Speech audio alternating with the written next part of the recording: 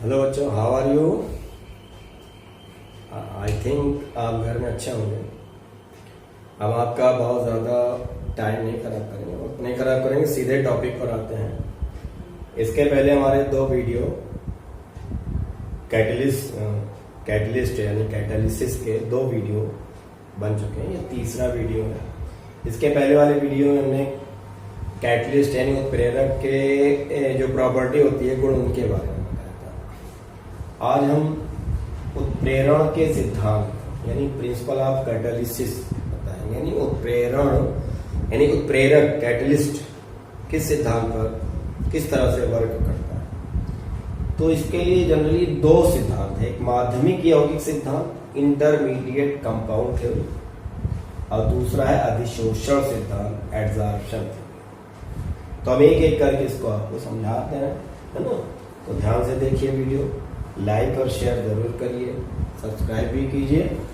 तो चलते हैं कैटालिसिस यानी कैटलिस्ट उत्प्रेरण के सिद्धांत, प्रिंसिपल ऑफ कैटालिसिस। तो पहला सिद्धांत हमने आपको बताया माध्यमिक यौगिक सिद्धांत। माध्यमिक यौगिक सिद्धांत, देखिए माध्यमिक यौगिक सिद्धांत, इंटरमीडिएट कंपाउंड थ्योरी, ये क्या है? माध्यमिक यौगिक सिद्धांत। देखिए इससे पहले वाले वीडियो में या तो प्रेरक की जहां पर हम विशेषताएं बता रहे थे, उसके जो प्रॉपर्टी बता रहे थे, तो उसमें आपको ये बताया गया था कि उत्प्रेरक किसी भी केमिकल रिएक्शन को स्टार्ट नहीं करता, केवल उसकी स्पीड को चेंज करता है और उसमें पार्टिसिपेट नहीं करता। केवल उसका काम है स्पीड को चेंज करना, उसमें पार्टिसिपेट नहीं करना। लेकिन ये माध्यमिक यौगिक सिद्धांत, इंटरमीडिएट कंपाउंड थ्योरी, थोड़ा सा ये इससे डिफर है, थोड़ा सा अलग है। ये कहते हैं कि ऐसा नहीं होता।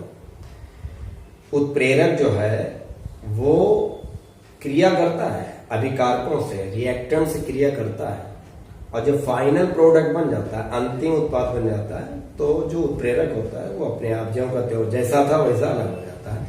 तो हमको ऐसा लगता है कि उत्प्रेरक ने क्रिया में भाग नहीं लिया, यानी उत्प्रेरक ने केमिकल रिएक्शन में पार्टिसिपेट नहीं किया। तो फिर से एक बार ध्यान से सुनिए। इस सिद्धांत के अनुसार उत्प्रेरक किसी एक अभिकारक से, पहले उत्प्रेरक किसी एक रिएक्टेंट से रिएक्ट होकर के, क्रिया करके एक इंटरमीडिएट कंपाउंड, माध्यमिक यौगिक बनाता है, जो अनस्टेबल होता है, अस्थायी होता है। तो ये जो इंटरमीडिएट कंपाउंड है, ये दूसरे रिएक्टेंट से फिर जुड़ता है, फिर रिएक्ट करता है और फाइनल प्रोडक्ट को बना देता है, और उत्प्रेरक फिर उसी रूप में वापस आ जाता है जिस रूप में था। जैसे इसको हम इस तरह से समझाएं, जैसे मान लेते हैं कि ए और बी 2 रिएक्टेंट है, और सी जो है वो उसमें कैटलिस्ट है, उत्प्रेरक। ए और बी के रिएक्शन से क्या बनेगा? A B. और सी जो कि कैटलिस्ट है, ये पार्टिसिपेट नहीं करेगा, तो इस हिसाब से रिएक्शन ही होगा। लेकिन माध्यमिक यौगिक सिद्धांत के अनुसार ऐसे क्रिया डायरेक्ट नहीं हुई। ए और बी डायरेक्ट नहीं जुड़ा, बल्कि पहले ए उत्प्रेरक जो है सी से रिएक्ट करेगा और एसी बना देगा। यानी जो 2 रिएक्टेंट है उसमें से एक रिएक्टेंट, दोनों सीधे नहीं रिएक्ट होंगे, बल्कि एक रिएक्टेंट उत्प्रेरक से, कैटलिस्ट से जुड़ेगा, रिएक्ट करेगा और एसी बनाएगा। तो ये क्या होगा? इंटरमीडिएट कंपाउंड होगा, माध्यमिक यौगिक होगा। ये कौन सा यौगिक होगा? माध्यमिक यौगिक, इंटरमीडिएट कंपाउंड। ये अनस्टेबल होगा, अस्थायी होगा। ये तुरंत एसी, दूसरा वाला जो रिएक्टेंट है बी, जो बचा है बी, उससे रिएक्ट करके ए और बी जो प्रोडक्ट था फाइनल वो बना लेगा, और सी फिर अलग हो जाएगा। तो देखिए ए बी प्रोडक्ट भी बन गया और सी जो कैटलिस्ट था वो फिर अलग हो गया। तो ये थ्योरी इस सिद्धांत पर, मतलब ये थ्योरी बताता है माध्यमिक यौगिक सिद्धांत। इसके एक दो एग्जांपल बता देते हैं। जैसे चैम्बर मेथड से जब सल्फ्यूरिक एसिड बनाई जाती है, शीश कक्ष विधि से जब सल्फ्यूरिक एसिड बनाई जाती है, तो उसमें सल्फर डाइऑक्साइड ऑक्सीजन से रिएक्ट करके नाइट्रिक ऑक्साइड या कैटलिस्ट होता है प्रेरक, ये इसकी उपस्थिति में ये रिएक्शन होता है और सल्फर डाइऑक्साइड। तो यहाँ एक रिएक्टेंट कौन है? Sulphur dioxide. दूसरा रिएक्टेंट कौन है? Oxygen gas. दोनों रिएक्ट होकर के सल्फर डाइऑक्साइड बन रहा है और इसमें जो NO है, नाइट्रिक ऑक्साइड है, ये एक कैटलिस्ट है, उत्प्रेरक का काम कर रहा है। तो माध्यमिक यौगिक सिद्धांत, इंटरमीडिएट कंपाउंड थ्योरी के अकॉर्डिंग ये रिएक्शन ऐसे नहीं हुआ, दोनों डायरेक्ट नहीं हुआ, बल्कि ये रिएक्शन ये दो स्टेप में। पहला स्टेप में क्या हुआ? पहले जो एक रिएक्टेंट है ऑक्सीजन, वो जो कैटलिस्ट है, उत्प्रेरक है ना, कैटलिस्ट,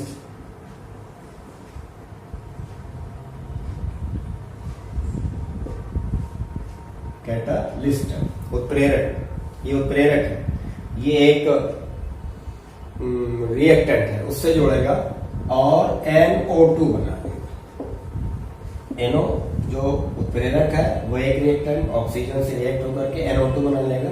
अभी ये बैलेंस नहीं है, हम 2 से यहाँ मल्टीप्लाई करते हैं, 2 से तो अभी NO2 बन गया। अब ये जो होगा, ये NO2 जो होगा वो माध्यमिक यौगिक होगा, इंटरमीडिएट कंपाउंड, ये अनस्टेबल होगा। तुरंत दूसरे वाले, जो दूसरा वाला रिएक्टेंट कौन है? Sulphur dioxide. दूसरा वाला रिएक्टेंट, पहले वाले ने तो ऑक्सीजन से क्रिया, SO2, ये जो बना NO2 बना, वो तो दो तो बैलेंस करने के लिए लगा, लेकिन मेन क्या है? NO2 जो माध्यमिक यौगिक है, इंटरमीडिएट कंपाउंड है, SO2 से रिएक्ट करेगा और क्या बनाएगा? एक ऑक्सीजन इसको मिल जाएगा। तो SO2 के बजाय क्या हो जाएगा? SO3 हो जाएगा। यहाँ एक ऑक्सीजन जुड़ गया था, NO से NO2 बन गया था, वही एक ऑक्सीजन जो एक एटम जो ऑक्सीजन का इसको मिल गया, फिर SO3 बन गया और NO एज ए उत्प्रेरक फिर बाहर। ये एक इसका एग्जाम्पल।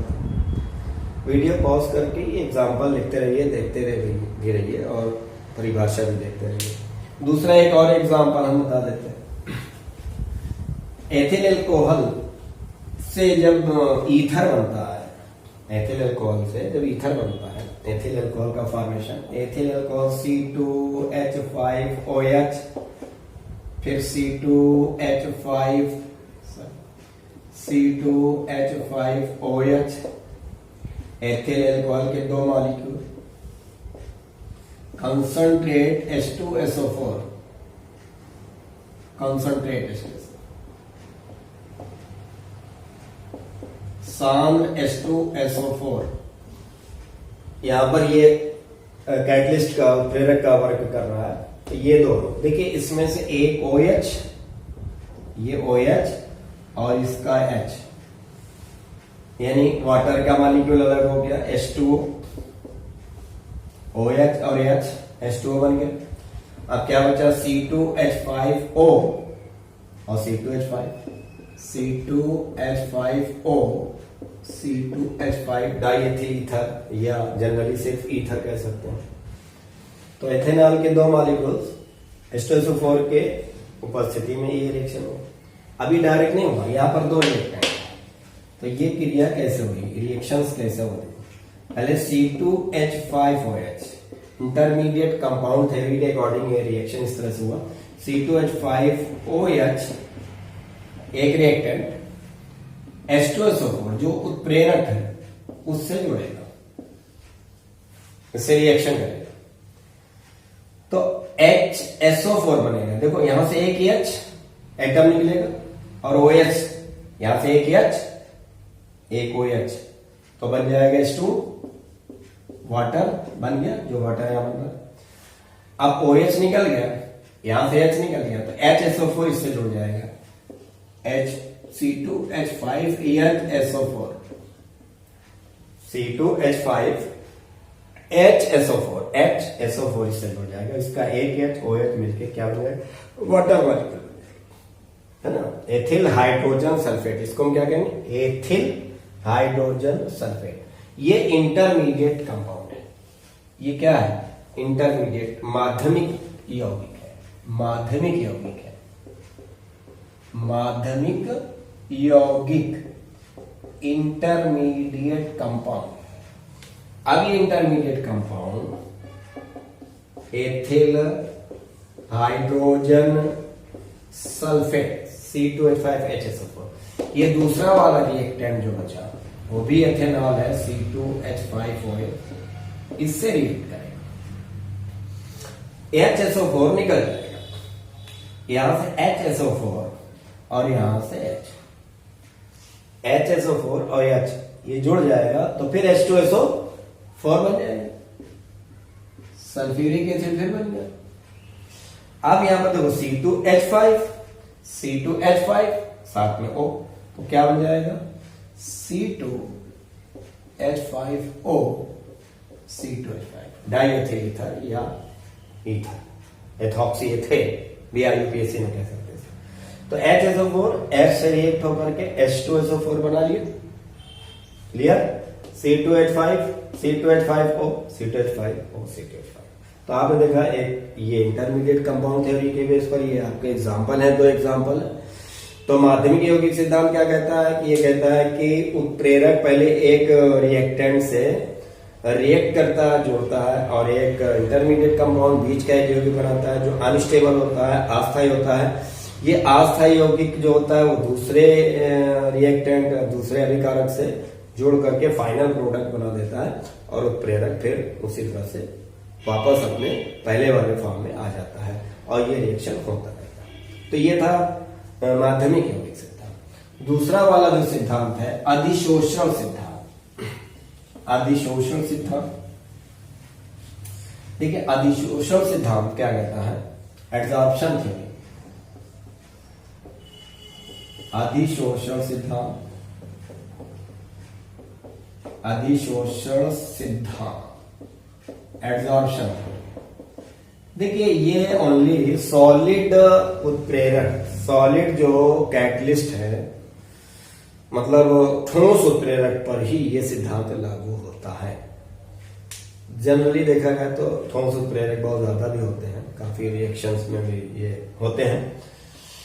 तो अधिशोषण सिद्धांत क्या कहता है कि जो ठोस उत्प्रेरक होते हैं, अब ये पृष्ठ रसायन वैसे भी आप पढ़ रहे, तो जो सॉलिड कैटलिस्ट होते हैं उनकी सतहों पर, उनके सरफेस पर फ्री वैलेंसीज होती है, मुक्त संयोजकताएं होती है, और ये मुक्त संयोजकताओं पर जो रिएक्टेंट अभिकारक के जो मॉलिक्यूल है बहुत दूर दूर होते हैं, वो इन मुक्त संयोजकताओं पर आकर के अधिशोषित हो जाते हैं, एब्जॉर्ब हो जाते हैं, मतलब उसी में जुड़ जाते हैं।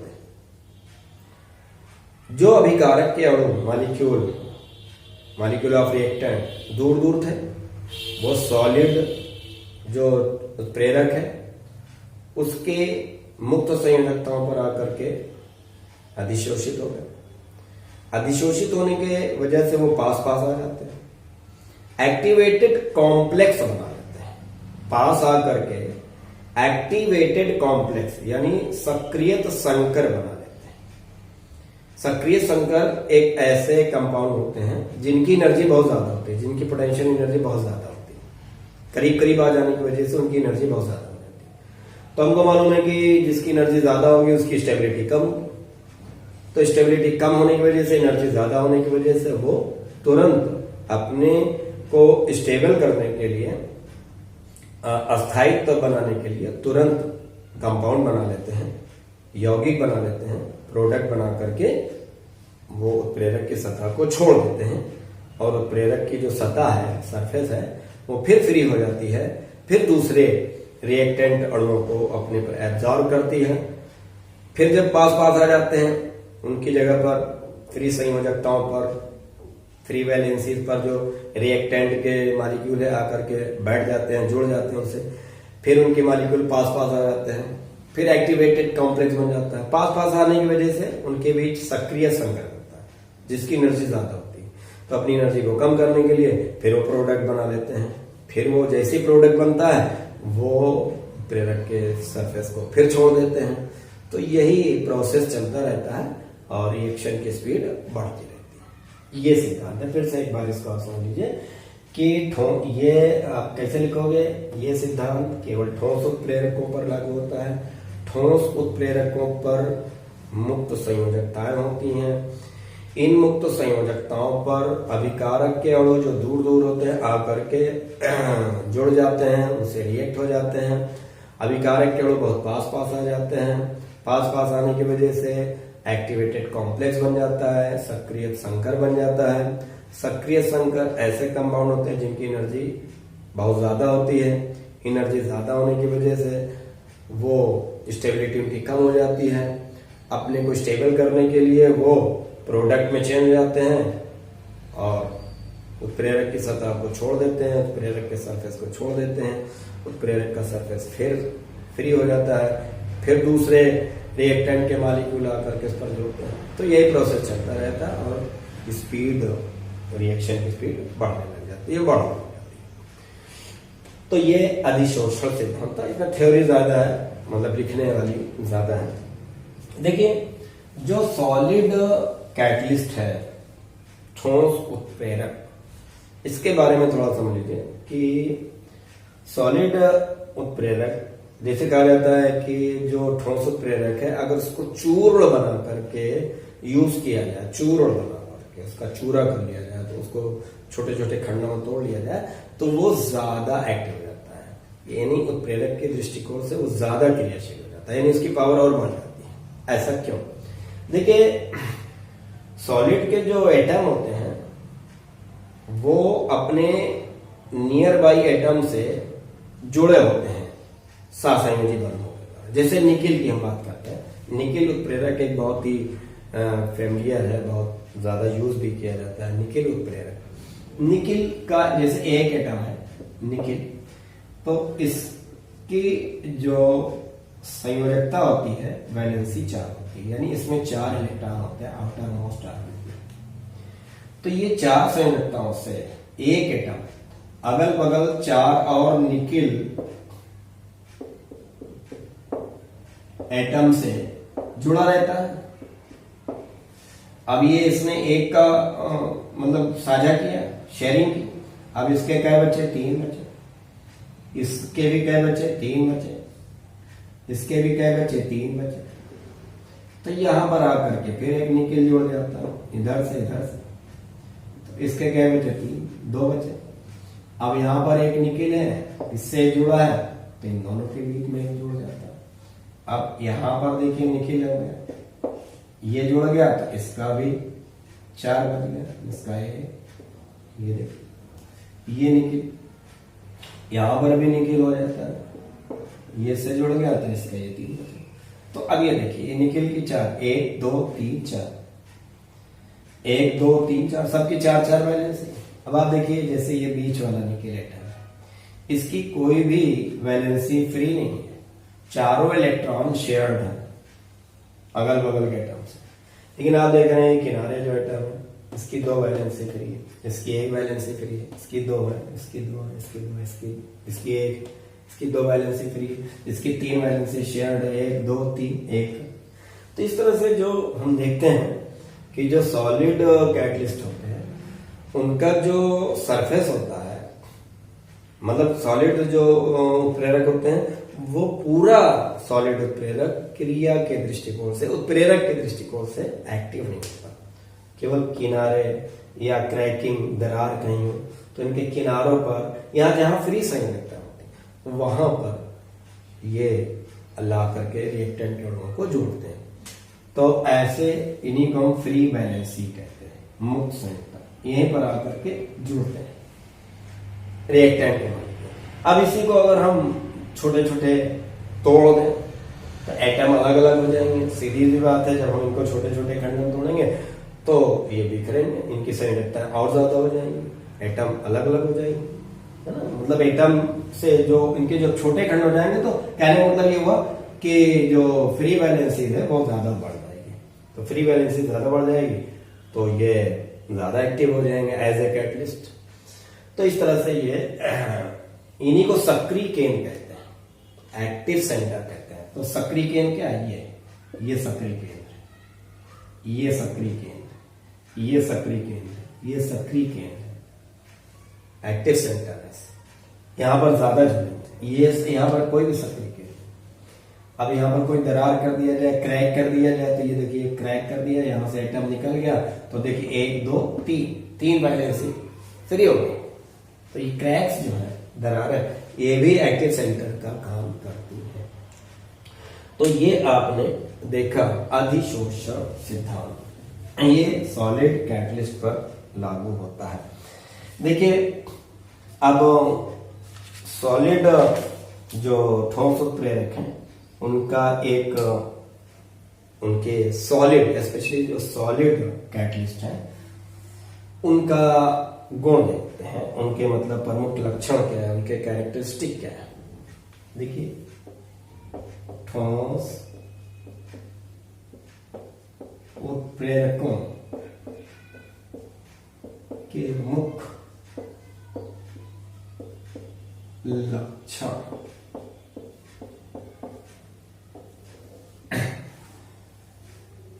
Characteristic of solid catalyst.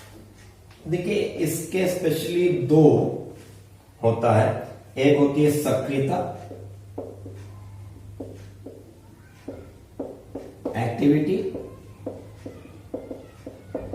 इसके 2 कैरेक्टरिस्टिक होते हैं, 2 मुख्य लक्षण होते हैं, सक्रियता और दूसरी होती है वरण क्षमता यानी सेलेक्टिविटी। एक्टिविटी, सेलेक्टिविटी, सेलेक्टिविटी को हम हिंदी में कहेंगे वरण क्षमता।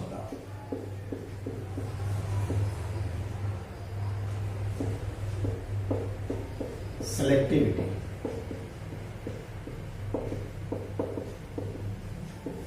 these are 2 main characteristic of solid catalyst।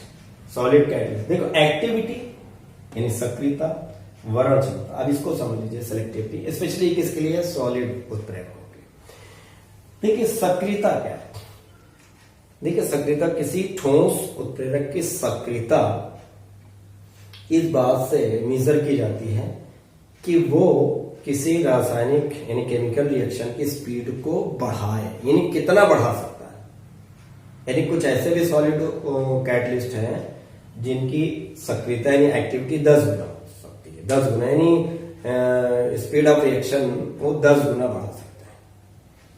यानी एक उत्प्रेरक इस तरह से अपने आप को एडजस्ट करता है, रिएक्टेंट के साथ इस तरह से एडजस्ट करता है कि वो उसकी स्पीड को, उसकी सक्रियता को बढ़ा दे, यानी अपनी उपस्थिति से रिएक्टेंट की सक्रियता को वो एक्सेलरेट कर देता है, त्वरित गति प्रदान करता है। जैसे एक एग्जांपल हमने आपको बताया था कल, इससे पहले वाले वीडियो में, जैसे हाइड्रोजन गैस और ऑक्सीजन गैस। प्लेटिनम इसमें उत्प्रेरक है, प्लेटिनम एक सॉलिड उत्प्रेरक है, ठोस उत्प्रेरक है, आप सबको मालूम है, और ये बनता है वाटर।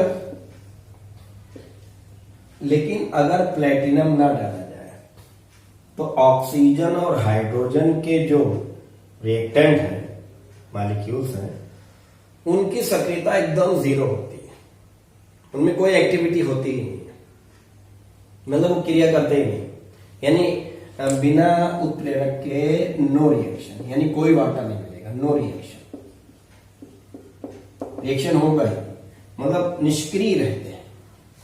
लेकिन जैसे ही हमने प्लेटिनम उत्प्रेरक हम डालते हैं, प्लेटिनम सॉलिड है, ये प्लेटिनम उत्प्रेरक इन मॉलिक्यूल्स को, जो रिएक्टेंट के मॉलिक्यूल है, विकारक क्यों है, उनकी सक्रियता को एक्सेलरेट करता है, एक्सेलरेट कर देता है और उनके बीच रिएक्शन को बढ़ा देता है, क्रिया करने की जो प्रवृत्ति है, टेंडेंसी जो है, उसको बढ़ा देता है, और ये तुरंत रिएक्ट होकर के वाटर मॉलिक्यूल बनेगा। तो इसे कहते हैं सक्रियता, एक्टिविटी। अब वरण क्षमता क्या है, सेलेक्टिविटी क्या है, सेलेक्टिविटी, देखिए सेलेक्टिविटी, सेलेक्टिविटी, वरण क्षमता। देखिए वीडियो को ध्यान से देखते रहिएगा, लाइक शेयर जरूर करिएगा और सब्सक्राइब भी कीजिए। देखिए, वरण क्षमता, सेलेक्टिविटी, एक जो सॉलिड उत्प्रेरक होता है, सॉलिड उत्प्रेरक, वो रिएक्टेंट को ऐसी दिशा में मोड़ता है जिससे कि एक पर्टिकुलर प्रोडक्ट बने। यानी उत्प्रेरक की ये प्रेरक की प्रॉपर्टी होती है कि जैसे अलग अलग उत्प्रेरक एक ही रिएक्टेंट के लिए अलग अलग प्रोडक्ट बनाते हैं। इसके पहले वाले वीडियो में भी हमने आपको बताया था कि अभिकारक एक ही होगा लेकिन उसके प्रोडक्ट अलग अलग होंगे। क्यों? अगर उत्प्रेरक अलग अलग हो जाए तो एक उत्प्रेरक उसको वरित करता है, मतलब सेलेक्ट करता है, यानी रिएक्टेंट के अणुओं को इस तरह से सेलेक्ट करता है, इस तरह से उसको मतलब उनको गति प्रदान करता है, उसको उस दिशा में ले जाता है, रिएक्टेंट के अणुओं को ऐसी दिशा में ले जाता है जिससे कि एक सर्टेन प्रोडक्ट बने, एक पर्टिकुलर प्रोडक्ट बने। जैसे कार्बन मोनोऑक्साइड और हाइड्रोजन, कार्बन मोनोऑक्साइड और हाइड्रोजन गैस, या तीन हम आपको एग्जाम्पल बताएंगे। कार्बन मोनोऑक्साइड और हाइड्रोजन,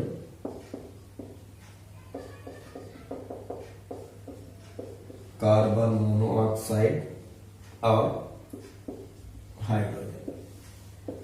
देखिए, कार्बन मोनोऑक्साइड गैस, दोनों गैस है, कार्बन मोनोऑक्साइड और हाइड्रोजन गैस है ना। अगर यहां पर सोडियम कैटलिस्ट डाला जाए तो ये बनता है मेथेन और प्लस वाटर।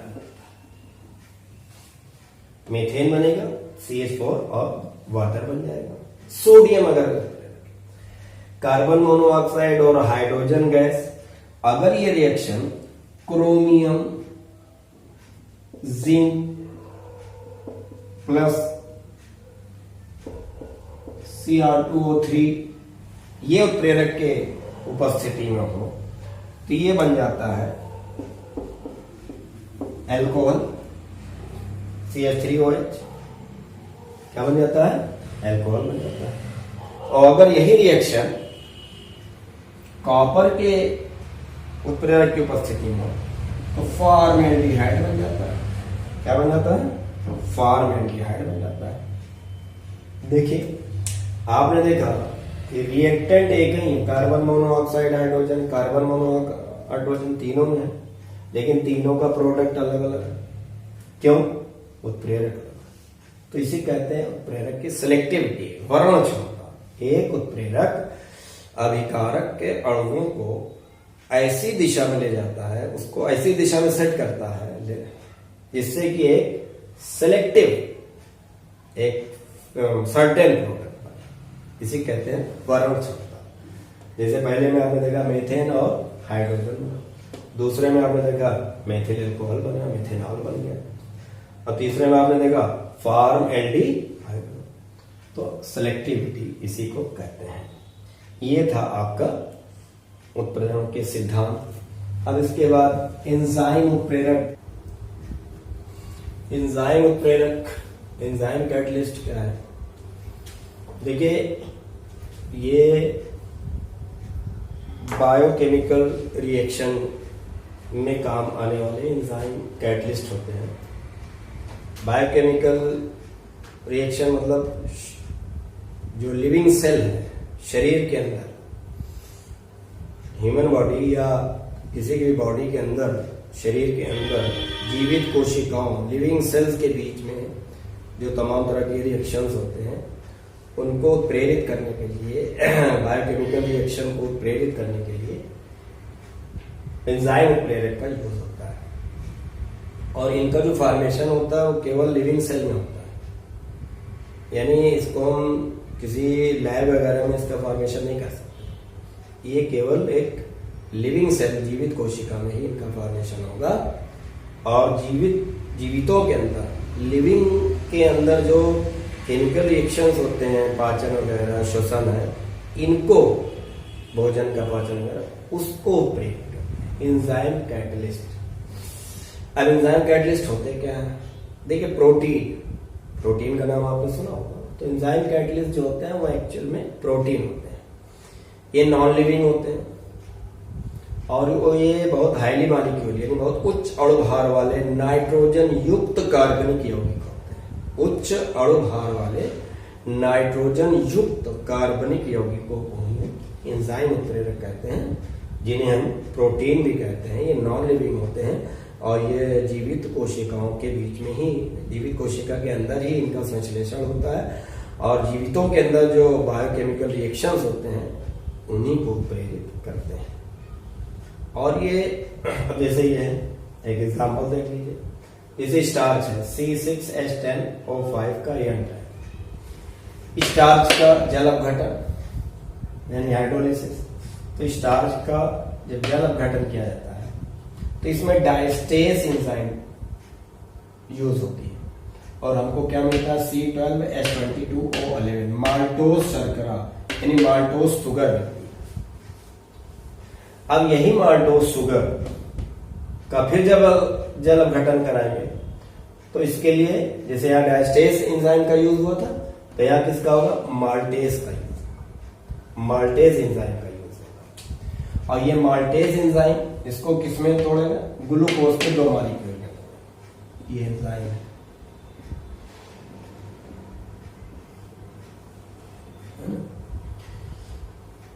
तो डायस्टेस ने स्टार्च को माल्टोज शर्करा में तोड़ा, ब्रेक किया, माल्टोज शर्करा से ग्लूकोज मिला, दोनों मॉलिक्यूल ग्लूकोज के होंगे माल्टेज। लेकिन यहाँ पर देखिए माल्टोज शर्करा, यहाँ गन्ने की चीनी है यानी गन्ने की शर्करा है, केन शुगर है, दोनों सेम फार्मूला है, मॉलिक्यूलर फार्मूला सेम है, इसका भी जल अपघटन होगा। लेकिन यहाँ पर इन्वर्टेज एंजाइम यूज होगा। लेकिन यहां पर दोनों मॉलिक्यूल ग्लूकोज का नहीं होगा, एक मॉलिक्यूल ग्लूकोज में तो दूसरा फ्रक्टोज में। तो ये डायस्टेस, माल्टेज, इन्वर्टेज, जाइमेस, ये सब क्या है, ये सब एंजाइम उत्प्रेरक होते हैं। एंजाइम उत्प्रेरक के कुछ गुण देख लीजिए, प्रॉपर्टीज। पहली प्रॉपर्टी है कि भाई ये तो नॉन लिविंग होते हैं, ये प्रोटीन होते हैं, ये उच्च अणुभार वाले नाइट्रोजन वाले कार्बनिक यौगिक होते हैं और ये जीवित सेल में यानी लिविंग सेल में ही इनका संश्लेषण होता है, इसे बता ही दिया। ये बॉडी के अंदर पानी में घुल करके कोलाइडियल सोल्यूशन बनाते हैं। एंजाइम जो है, जो हमारे शरीर में पानी होता है, वाटर, उसमें घुल जाते हैं, घुल करके कोलाइडियल सोल्यूशन बनाते हैं। तो कोलाइडियल सोल्यूशन का जो सरफेस एरिया होता है बहुत ज्यादा होता है। तो सरफेस एरिया ज्यादा होने की वजह से ये बहुत ज्यादा एक्टिव होते हैं, यानी ये बहुत ज्यादा क्रियाशील होते हैं और इनकी क्रिया विधि अति विशिष्ट होती है। जैसे इससे पहले वाले में हमने आपको एक प्रेरक के गुण बताया था, प्रयोगशाला में, लैब वगैरह में लोहा है, आयरन है, वो तो विशिष्ट होता है। लेकिन ये अति विशिष्ट है। अति विशिष्ट का मतलब सिर्फ एक एंजाइम उत्प्रेरक सिर्फ एक विशिष्ट पर्टिकुलर अभिक्रिया को ही प्रेरित करेगा, सबको नहीं। यहीं पर आप देख लीजिए, ये माल्टोज शर्करा है, ये गन्ने की शर्करा है, यहाँ भी जल अपघटन हो रहा है, यहाँ भी जल अपघटन हो रहा है, यहाँ माल्टेज है, यहाँ इन्वर्टेज है, यहाँ दोनों ग्लूकोज मिल रहा है, यहाँ एक मॉलिक्यूल ग्लूकोज का है, फ्रक्टोज का। अति विशिष्ट होते मतलब अल्ट्रा स्पेसिफिक हम कह सकते हैं। मतलब एक एंजाइम उत्प्रेरक सिर्फ एक विशिष्ट अभिक्रिया को ही प्रेरित करेगा, सबको नहीं। देखिए ऑप्टिमम टेम्परेचर, ऑप्टिमम पीएच, अनुकूलनता, जो हमारा ये एंजाइम उत्प्रेरक है, इसका ये जो ऑप्टिमम टेम्परेचर यानी अनुकूलनता 25 डिग्री सेल्सियस से 30 डिग्री सेल्सियस। मतलब बॉडी का अगर शरीर बॉडी का जो टेम्परेचर अगर 25 से 30 डिग्री सेल्सियस होगा तो ये बहुत अच्छी तरीके से वर्क करेंगे। बहुत ज्यादा हाई टेम्परेचर पर ये निष्क्रिय हो जाए, मतलब मर जाते हैं, और बहुत लो टेम्परेचर पर ये एक्टिव नहीं होते। इनका जो अनुकूलन ताप है वो 25 डिग्री सेल्सियस से 30 डिग्री सेल्सियस। और ऑप्टिमम पीएच जो होता है वो 5 से 7 5 से 7 pH पर ये बहुत ज्यादा अच्छे काम करते हैं। बहुत ज्यादा एसिडिक मतलब होते हैं, बहुत ज्यादा जो क्षारीय माध्यम में ये इनकी क्रियाशीलता कम हो जाती है। तो ये आपने देखा एंजाइम पर। एक कोएंजाइम देख लीजिए, कोएंजाइम देखिए कोएंजाइम, इसमें कुछ ऐसे भी जो प्रोटीन होते हैं उसमें नॉन प्रोटीन कुछ सब्सटेंस होते हैं जो कोएंजाइम का काम करते हैं। और कोएंजाइम जैसे उत्प्रेरक में आपने देखा कैटलिस्ट प्रमोटर, प्रेरक वर्धक, उत्प्रेरक की क्रियाशीलता को बढ़ाने वाला। तो प्रोटीन में मतलब एंजाइम उत्प्रेरक जो प्रोटीन होते हैं उसमें कुछ नॉन प्रोटीन सब्सटेंस भी मिले होते हैं जिन्हें हम कोएंजाइम कहते हैं। और इनका काम है प्रेरक वर्धक यानी प्रमोट करना। तो ये एंजाइम उत्प्रेरक देखा आपने, ये कैटलिस्ट का जो सरफेस केमिस्ट्री, पृष्ठ रसायन का कैटलिस्ट वाला, उत्प्रेरण वाला, कैटालिसिस उत्प्रेरण वाला जो चैप्टर था, टॉपिक था, ये खत्म हो गया। इसको आप तीनों वीडियो में को ध्यान से फिर एक बार देखिए और बार बार देखते रहिए। पॉज करके इसका नोट्स भी बनाते रहिए और लाइक शेयर जरूर करिए, जरूर से जरूर करिए। और ये वीडियो के बारे में थोड़ा सा कमेंट भी नीचे लिखा करो, आपको वीडियो कैसा लगा, अच्छा लगा, खराब लगा। हम आपके कमेंट देखेंगे, हम में जो कमी होगी उस कमी को हम पूरा करने की कोशिश करेंगे। कमेंट जरूर करिए। That's all, have a good day, thank you.